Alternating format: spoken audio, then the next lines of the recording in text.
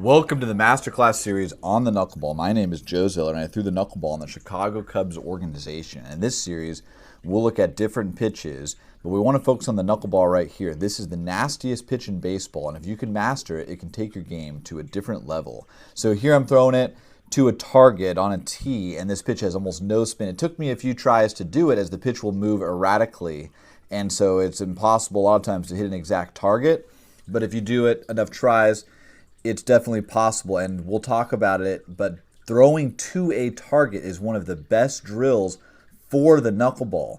And the reason is that it forces you to extend through the pitch, because one of the things that happens with a knuckleball, or really with any pitch, is that as you throw it, you will pronate or supinate too early instead of extending through it. So look at this release, how it comes out with no spin. I want to stay through that ball.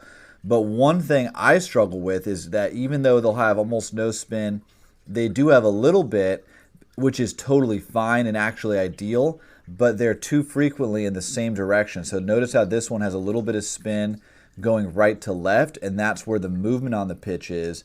And so half a rotation to even maybe two rotations, usually about half to one, is ideal. But you want that rotation to be random. So if it spins a little bit to the left one time, a little bit to the right another time, corkscrews another time, then that makes it much more difficult for the hitter because they are not able to predict it. So one thing I've been working on as I throw the knuckleball is having more pressure on my pointer finger so that I can stay through it better, and then sometimes get that spin that's going left to right or inside to a righty.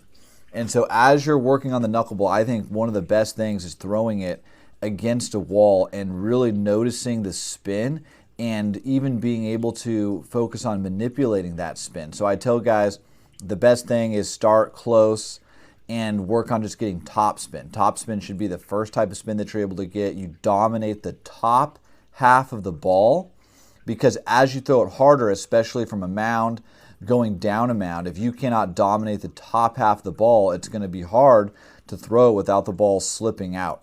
So dominate the top half, work from throwing close against a wall, and then from there, you're going to be able to see the types of drills you're going to need to do, the types of finger pressures you're going to have to focus on, different releases to minimize spin, to get rid of either spin left to right or right to left, to get rid of backspin or too much top spin. So it's very important to understand where your starting point is and then to work on eliminating as much spin as possible.